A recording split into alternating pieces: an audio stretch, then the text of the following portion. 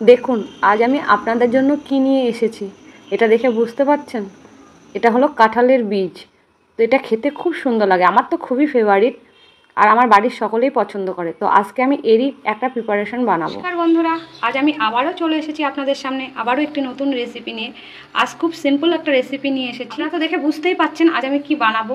তো চলুন দেখি এই রেসিপিটা কিভাবে বানানো যায়। এটা করতে লাগবে আমার কুমড়ো। এখানে আমি একটা ঝিঙে নিয়ে নিয়েছি, ডাঁটা নিয়েছি, ডাঁটাগুলো একটু লম্বা লম্বা করে কাটতে হবে।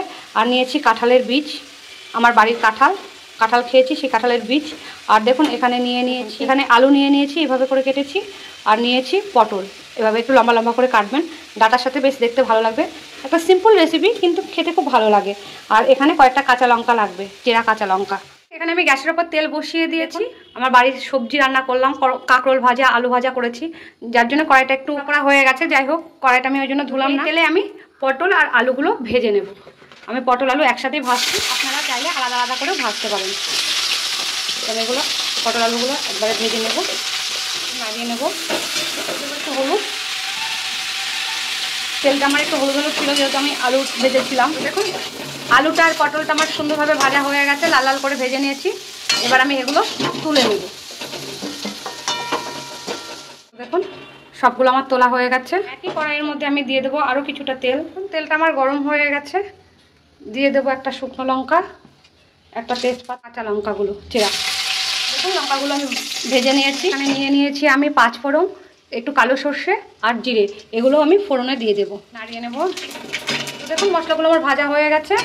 এবার আমি এর মধ্যে দিয়ে দেবো মিষ্টি কুমড়ো, সমস্ত সবজিগুলোই দিয়ে দেবো। মিষ্টি কুমড়ো, কাঁঠালের বীজ, ডাঁটা আর ঝিঙে, এগুলো আমি সমস্ত দিয়ে দিলাম, নাড়িয়ে নেব। আপনারা তেলটা কম বেশি করতে পারেন, আমি যেহেতু খুব বেশি তেল পছন্দ করি না তাই এই তেলেই রান্না করছি। দিয়ে দেবো হলুদ, নাড়িয়ে নেব। আমি এটা 5 মিনিট মতন কষিয়ে নিয়েছি, 5 মিনিট একটু ভেজে নিয়েছি। এবার আমি এই ভাজা আলু আর পটলটা দিয়ে নেব। এবার দিয়ে দেবো স্বাদ অনুযায়ী নুন। আমি কিন্তু এর আগে একটু নুন দিইনি, এই প্রথম দিলাম আর একবারই দিলাম। এবার এটা নাড়িয়ে নেব। আমি রান্নাটায় জলও ব্যবহার করব না। এবার আমি গ্যাসটা একদম লোতে রেখে এটা ঢাকা দিয়ে দেবো।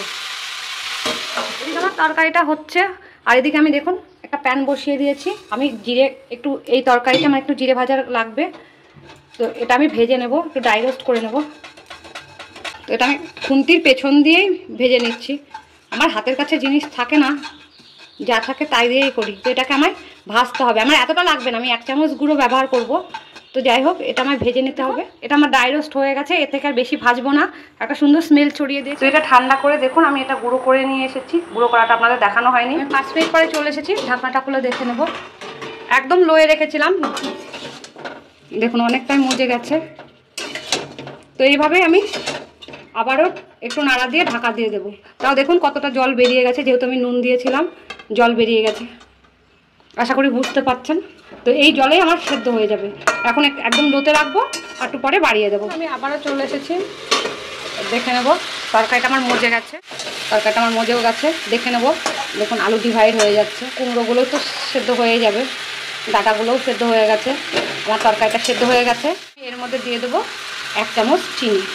যেহেতু এটা নিরামিষ তরকারি সেই জন্য এখানে 1 চামচ চিনি লাগবে। এখানে আমি নিয়েছি 1 চামচ আটাটা আমি একটু জলে গুলে দেবো। আপনারা চাইলে চালের গুঁড়ো ব্যবহার করতে পারেন, চালের গুঁড়োটা আমার কাছে এই মুহূর্তে নেই, ওই জন্য আমি আটাটাই দিলাম। এটা দিলে তরকারিটা মাখো মাখো হয়, এমনিতেই আমার মাখো মাখো হয়ে গেছে, তবু আমি এটা একটু দিলাম, কারণ আমার মা ঠাকমাকে দেখেছি একটু চালের গুঁড়ো আর ময়দা দিতে, চালের গুঁড়ো বা ময়দা থাকলে দিয়ে দিত, তাহলে তরকারিটা বেশ আঠো আঠো হতো। তো আমি এতটা দেবো না, এটুকু আমি রেখে দেবো। এটাকে আমি নাড়িয়ে নেব।